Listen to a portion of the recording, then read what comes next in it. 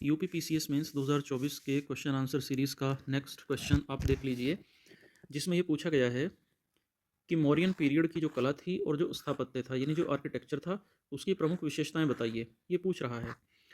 तो देखिए कीवर्ड क्या हो गया, मौर्यकालीन कला यानी मौर्यन आर्ट, मौर्यन आर्किटेक्चर और इसके मेन कैरेक्टरिस्टिक फीचर्स, इसकी प्रमुख विशेषताएं। तो सबसे पहले तो आप नितिन सिंघानिया की बुक में जो आपने पढ़ा होगा वो पिक्चर आप रिकॉल करिए। ये देखिए, ये गुहा विहार हैं, ये सांची का स्तूप है, ये अशोक का मोनोलिथिक पिलर है, ये भी सांची का स्तूप है जो बाहर से पक्की ईंटों का बना है और अंदर की तरफ इसमें कच्ची ईंटों का इस्तेमाल किया गया है। ये पटना के निकट से प्राप्त यक्ष यक्षिणी की मूर्तियां हैं, यक्ष यक्षिणी की मूर्तियां। तो ये सब दोस्तों मौर्यन आर्ट और आर्किटेक्चर को शो करते हैं। तो हम अपने आंसर को कैसे समेटेंगे, तो सबसे पहले तो हम इंट्रो करेंगे और उसके बाद ये हमारा मेन बॉडी होगा। तो इंट्रो में आप क्या बताओ, देखो इंट्रोडक्शन में या परिचय में आप ये बताइए कि जो भारतीय कला है, इंडियन आर्ट है, उसकी जो व्यवस्थित, उसका जो प्रारंभ है वो मौर्यन काल से ही शुरू होता है। यानी व्यवस्थित तरीके से भारतीय कला मौर्य काल से ही स्टार्ट होती है। मौर्य काल से पहले इंडियन आर्ट के ज़्यादा साक्ष्य हमें प्राप्त नहीं होते। मौर्य काल से ही कला के क्षेत्र में पत्थर इस्तेमाल होने लगे, पत्थरों का, स्टोन्स का प्रयोग किया जाने लगा और आगे चलकर धीरे धीरे ये इंडियन आर्ट और आर्किटेक्चर का एक अभिन्न अंग बन गया, एक इनसेपरेबल पार्ट बन गया इन पत्थरों का प्रयोग। तो ये इंट्रो करने के बाद मेन बॉडी में रह जाएंगे और यहाँ से मेन बॉडी शुरू करेंगे। ये डायग्राम आप ड्रॉ कर दीजिए मेन बॉडी की शुरुआत में ही, और ये बताइए कि जो मौर्यन आर्ट है उसे हम दो वर्गों में विभाजित कर सकते हैं। एक तो स्टेट आर्ट यानी जिसे सरकारी संरक्षण मिला, और दूसरी लोक कला यानी फोक आर्ट। फोक आर्ट मतलब जिससे सरकार के कोई लेना देना नहीं था, बल्कि जो स्वतंत्र रूप से विकसित हुई। तो सबसे पहले राजकीय कला, और देखिए जब आप मेन बॉडी में लिखोगे तो आप ये हेडिंग डालते चले जाना। जैसे एक हेडिंग डालेंगे आप स्तूप, और स्तूप में आप लिखेंगे कि अशोक के शासनकाल में 84,000 स्तूप निर्मित किए गए थे। सांची का जो स्तूप है वो सबसे इंपॉर्टेंट है, सबसे महत्वपूर्ण है, और स्तूप के भीतर सतह कच्ची ईंटों की होती थी और बाहरी सतह पर पक्की ईंटें प्रयोग की जाती थी। स्तूप हेडिंग डालकर आप ये चार बातें उसमें लिखेंगे। फिर अगली हेडिंग आप डालिएगा गुहा विहार। गुहा विहार में आप ये बताएंगे कि चट्टानों को काटकर गुफा बनाने का जो स्टार्ट, जो प्रारंभ हुआ था वो मौर्य काल से ही हुआ था। और इसके बाद आप ये बताइए कि गुहाएं होती क्या थी। देखिए गुहाएं जो थी इनमें बौद्ध भिक्षुओं के रहने के लिए इनको प्रयोग किया जाता था। और एग्जाम्पल दे देंगे, जो गया के निकट बराबर की पहाड़ियाँ हैं वो आजीविक संप्रदाय के लोगों को दान में दे दी गई थी। तीसरा हेडिंग आप मौर्यन काल का डालेंगे सारनाथ स्तंभ। सारनाथ स्तंभ में आप ये बताइए कि सारनाथ का जो अशोक स्तंभ है जो वाराणसी के निकट है, ये मौर्य कला का एक उत्कृष्ट नमूना है, एक उत्कृष्ट उदाहरण है, एक एक्सीलेंट एग्जाम्पल है।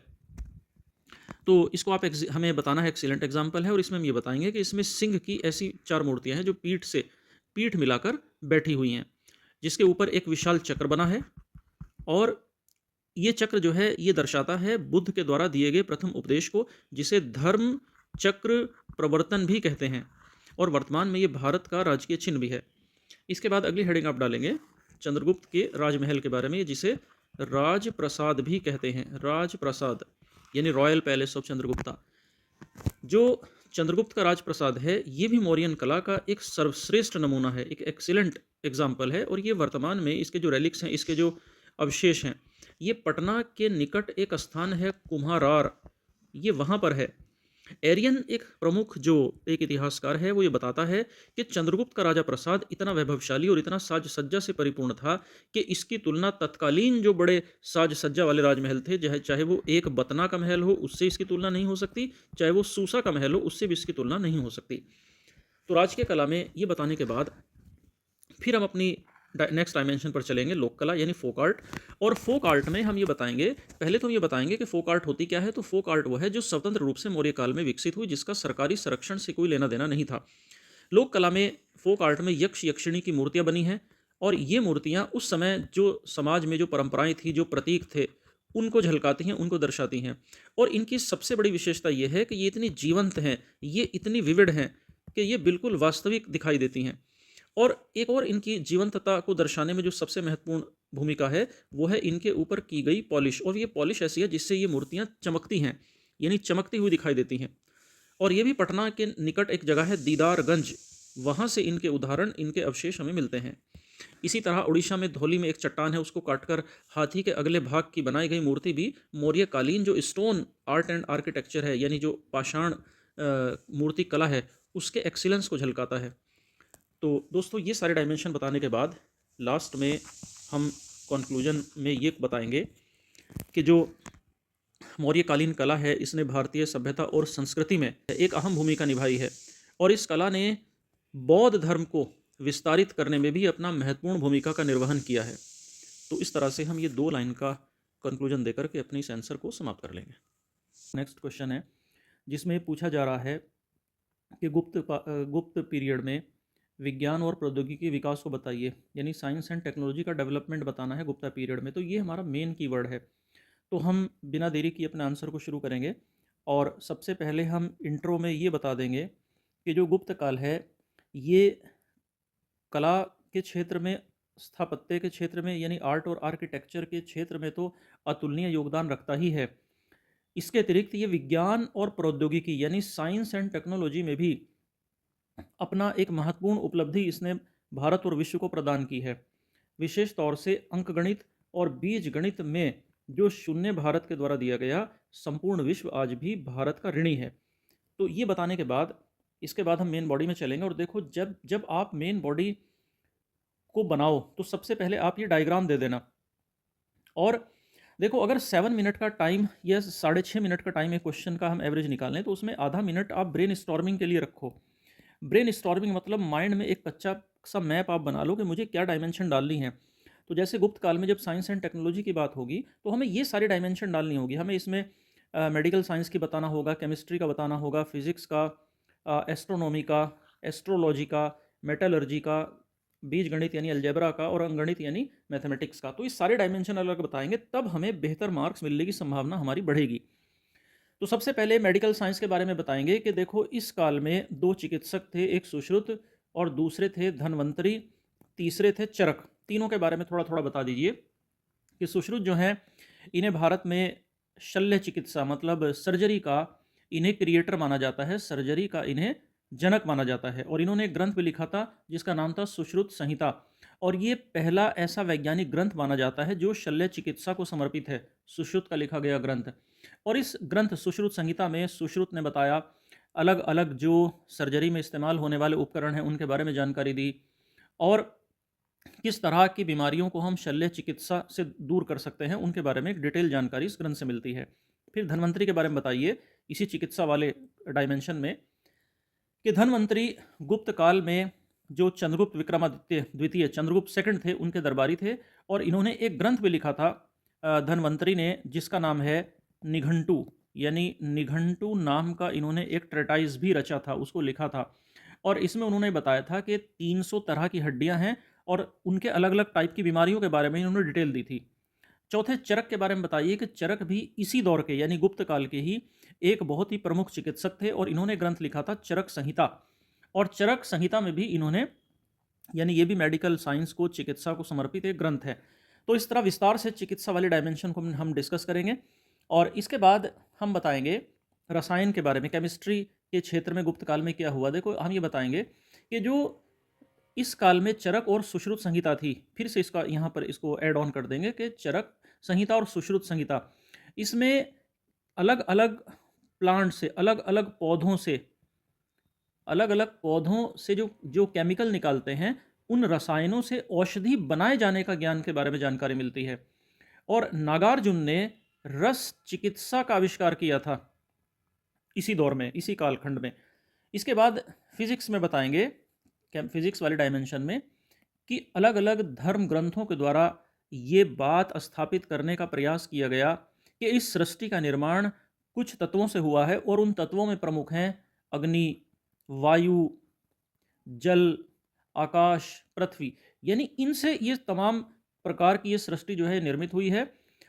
इसके बाद हम बताएंगे खगोल शास्त्र के क्षेत्र में इस कालखंड का योगदान। देखो, हम ये बताएंगे कि खेती की सुविधा के लिए भारतीयों के द्वारा ग्रह नक्षत्रों को देवता मान लिया गया, अग्नि देवता, वायु देवता, और जिसके कारण खगोल विज्ञान की ओर आकर्षण बढ़ता चला गया। जो एस्ट्रोलॉजी था उसकी, एस्ट्रोनॉमी जो था उसकी तरफ आकर्षण बढ़ता चला गया। इसके बाद ज्योतिष के बारे में बताएंगे, ज्योतिष वाले डायमेंशन ऐड करेंगे कि प्राचीन भारत में जो नक्षत्र विज्ञान था, यानी जो एस्ट्रोलॉजी थी, वो बहुत ज़्यादा विकसित अवस्था में थी, और नक्षत्र जितने थे उन नक्षत्रों की गतियों पर बल देकर उनको बहुत अच्छे से उनका परीक्षण किया गया, उनका विश्लेषण किया गया, और ज्योतिष वेदांग के कारण नक्षत्र विज्ञान की अलग अलग कैटेगरीज, अलग अलग वर्ग स्थापित किए गए। और फिर आर्यभट्ट ने ज्योतिष को नए ढंग से स्थापित किया। ये बताने के बाद फिर हम धातु कर्म यानी मेटलर्जी की जानकारी देंगे। इसमें हम ये बताएंगे कि दिल्ली के मेहरौली में जो लौह स्तंभ है, जो आयरन पिलर है, वो गुप्त कालीन मेटलर्जी का एक शानदार नमूना है, और ये 16 मीटर ऊंचा है, 40 सेंटीमीटर इसका व्यास है, और पिछले 1500 सालों से भी अधिक समय से ये रस्टिंग फ्री है, मतलब जंग मुक्त है, इस पर कोई जंग नहीं लगा हुआ है। और ये स्तंभ इस बात का सबूत देता है कि गुप्त काल जो था वो मेटलर्जी में कितना अधिक विकसित अवस्था में था। तो इस मेहरौली के आयरन पिलर से हमें ये जानकारी मिलती है। इसके बाद अगले डायमेंशन हेडिंग डालकर हम बताएंगे एल्जेब्रा की। एल्जेब्रा में बताएंगे कि आर्यभट्ट ने जीरो का आविष्कार किया, जीरो का विकास किया, डेसिमल सिस्टम यानी दशमलव पद्धति को विकसित किया, और त्रिकोणमिति का, ट्रिग्नोमेट्री का विकास किया। ब्रह्मगुप्त ने, इसी बीजगणित वाले सेक्शन में बताइए कि ब्रह्मगुप्त ने नेगेटिव डिजिट्स को डेवलप किया, ऋणात्मक अंकों का विकास किया, और पाई का सटीक मान भी गुप्त काल की देन माना जाता है। मैथमेटिक्स में बता देंगे कि जो अंक पद्धति है, भारतीय अंक पद्धति यानी अंक पद्धति का विकास हुआ गुप्त काल में, और भारत से अंक पद्धति अरबों तक पहुंची, और फिर अरबों के द्वारा ये यूरोपियन लोगों तक पहुंची। और शून्य से यूरोपियन लोग परिचित नहीं थे, तो शून्य भी पूरे विश्व को भारत के द्वारा ही मिला। तो दोस्तों, ये सारी डायमेंशन बताने के बाद हम अंत में निष्कर्ष दे देंगे, कॉन्क्लूड कर देंगे अपने आंसर को, और कंक्लूजन में बताएंगे कि गुप्त काल, कि ये कहना गलत नहीं होगा कि गुप्त काल प्राचीन भारत का स्वर्ण काल था, गोल्डन एरा था, और जो भी उन्नति, जो भी विकास उस कालखंड में हुआ, वो आज भी संपूर्ण विश्व को आगे बढ़ने के लिए प्रेरणा दे रहा है, प्रेरित कर रहा है। तो इस तरह से हम इसका आंसर देंगे। देख लीजिए, जिसमें ये पूछा जा रहा है कि सिंधु सभ्यता की जो कला है, जो आर्ट है, उसको रिप्रेजेंट करने वाली कलात्मक वस्तुओं को बताइए। यानी जो आर्टिस्टिक ऑब्जेक्ट्स हैं, कलात्मक वस्तुएं हैं, मतलब कहाँ से बर्तन मिले, कहाँ से मोहरें मिली, कहाँ से गहने मिले, है ना, कितने गहने मिले, किस तरह के बर्तन मिले, तो इस तरह की बातें बतानी है। तो देखो कीवर्ड क्या हो गया, सिंधु सभ्यता की कलात्मक वस्तुएं। तो ये हमारा दोस्तों कीवर्ड हो गया। तो सबसे पहले तो हम इंट्रो से अपनी शुरुआत करेंगे, और ये बताएंगे, पहले तो हम टाइमलाइन बता देंगे इंडस वैली सिविलाइजेशन की, मतलब इसका टाइम पीरियड हम बता देंगे कि जो सिंधु घाटी सभ्यता है, इसका जो प्रारंभ हुआ, इसका जो उद्भव हुआ, इसका जो ओरिजिनेशन हुआ, ये ईसा से 3300 साल पहले हुआ, यानी 3300 वर्ष पूर्व हुआ। और इस सभ्यता के अलग अलग स्थानों से कला के कई रूप हमें मिलते हैं, मतलब उसमें हमें प्रतिमाएं मिलती हैं, यानी स्कल्पचर्स मिलते हैं, हमें मोहरें मिलती हैं, हमें मिट्टी के बर्तन मिलते हैं, हमें पकी हुई मिट्टी की मूर्तियां मिलती हैं, और हमें इसमें ज्वेलरी यानी आभूषण भी मिलते हैं। इंट्रो में ही फिर ये ऐड करिए कि जो इंडस वैली के कलाकार थे, सिंधु घाटी सभ्यता के जो कलाकार थे, इसमें कोई दो राय नहीं है कि उनके अंदर उच्च कोटि की कल्पनाशीलता थी, उनमें उच्च कोटि का कलात्मक विद्वता उनके भीतर विद्यमान थी, और उन्होंने जिस तरह की वस्तुएं बनाई, जिस तरह की कलाकृतियां बनाई, वो अत्यंत जीवंत प्रकार की हैं, दे आर क्वाइट विविड। तो ये इंट्रो बताने के पश्चात, इस इंट्रो के बाद हम मेन बॉडी में आ जाएंगे, और देखिए मेन बॉडी में हम अलग अलग शहरों से जो कलात्मक वस्तुएं मिली हैं, मतलब हड़प्पा से, चनुद्रो से, लोथल से, मोहनजोदड़ो से, इनको विस्तार से हम बताने का प्रयास करेंगे। हम ये बताएंगे कि जो इंडस वैली है उसके दो प्रमुख जो नगर थे हैं, वो हैं हड़प्पा और मोहनजोदड़ो। ये दो प्रमुख नगर थे, और ये नगर दुनिया में टाउन प्लानिंग के यानी नगर नियोजन के सबसे प्राचीन उदाहरण में माने जाते हैं। इन दोनों शहरों में हमें भंडार गृह मिलते हैं, यानी ग्रैनरीज मिलती हैं स्टोरेज के लिए, ऑफिस का पता, कार्यालय मिलते हैं, सार्वजनिक स्नानागार मिलता है, पब्लिक बाथ मिलता है, मकान का पता लगता है, मार्केट का पता लगता है, और वो बहुत ही वेल डेवलप्ड कंडीशन में मिलते हैं, उच्च कोटि की अवस्था में मिलते हैं। बाकी शहरों में भी हमें बेस्ट टाउन प्लानिंग यानी उत्तम नगर नियोजन देखने को मिलता है। हड़प्पा के जितने भी साइट्स हैं उनसे हमें मूर्तियाँ, पत्थर मिलते हैं जो या तो कांसे के बने हैं, ब्रॉन्ज के, या मिट्टी के बने हैं, जो उच्च कोटि की कला को दर्शाते हैं। हड़प्पा में भी और मोहनजोदड़ो में भी हमें पत्थर की ऐसी हमें 3D शेप्ड त्रिआयामी मूर्तियां मिलती हैं जो अपने आप में अनुपम हैं और अद्वितीय हैं। हड़प्पा निवासी कांसे को यानी तांबे की ढलाई में बड़े प्रवीण थे, बड़े विशेषज्ञ थे। और मोहनजोदड़ो से जो हमें एक डांसिंग फिगर मिलती है, यानी जो कांसे की नृत्यांगना मिलती है, वो तो मूर्ति कला का एक बेजोड़ उदाहरण है। उसकी टक्कर का तो कोई उदाहरण, उसके स्तर का तो कोई उदाहरण संपूर्ण विश्व में नहीं मिलता। मोहनजोदड़ो से ही दो दूसरी मानव मूर्तियां भी मिलती हैं, और इसके अलावा वहाँ से भैंसे की और भेड़ की आकृतियां भी मिलती हैं। इसके अतिरिक्त सिंधु सभ्यता से बहुत बड़ी संख्या में मोहरें भी मिलती हैं, स्टैम्प्स भी मिलती हैं, मोहरें मिलती हैं।